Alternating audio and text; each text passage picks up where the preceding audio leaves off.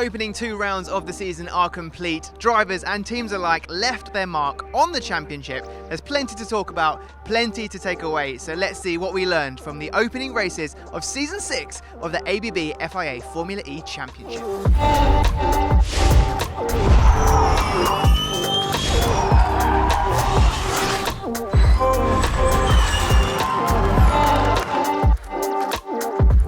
So first up with BMW I Andretti Motorsport, Alexander Sims took the win today and goes from being a driver who we know as being great at qualifying, but perhaps not good at converting that. We saw that in New York City in the final race last season and in the opening race of the season yesterday here, to being a winner. He showed unbelievable pace from the off, built up a huge gap in the opening laps of the race, and then again after the safety cars, further assisted by his teammate Max Günther, who helped guarantee that victory for BMW I Andretti Motorsport.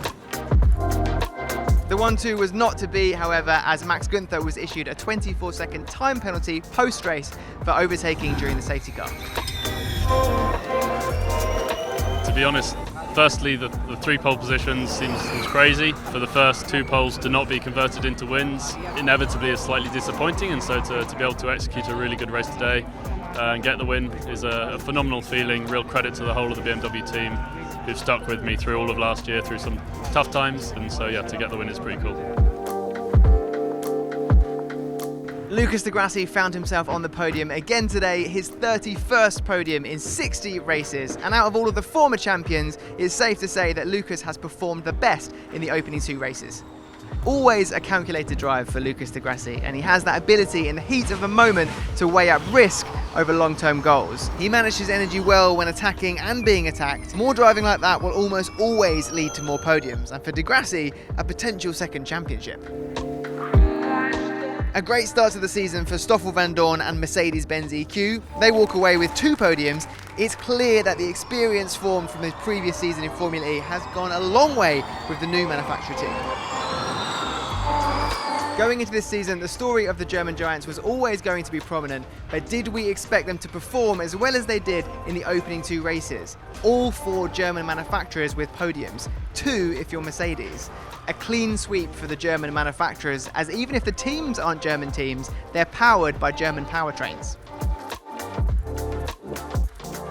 Reigning champion Jean-Eric Vergne leaves the opening races with just 4 points. He retired in the first race yesterday and then hit the wall in practice today, forcing the team to do a battery change. That battery change incurred both a grid and stop-and-go penalty, but even with that, Jev still managed to climb and finish the race in 8th. I think if you don't take penalties in your first race, you cannot win the championship, because last year I took penalties as well. I'm very pleased with the race. Performance was great. We have a good car. We know how to win in this team. And we also had last year very, very difficult moments. So we know we can come back from it, and it gives us strength. Antonio Felix da Costa's day started well. He topped his qualifying group getting into Superpole, but he pushed too hard in his fast lap and ended up qualifying 6th. More aggressive driving helped him move up the grid during the race, but pushing that hard comes with risk, and it came back to bite him as contact with Sebastian Buemi left him with a drive-through penalty.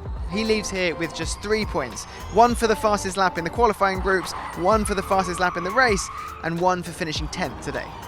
Risk-taking and aggressive driving pay off when you get the win, like Sandberg yesterday, but not when you leave with less than a handful of points like Da Costa today. James Collado had a nightmare of an opening race yesterday, but in today's race, he climbed up to 7th from 22nd, a great performance from the rookie.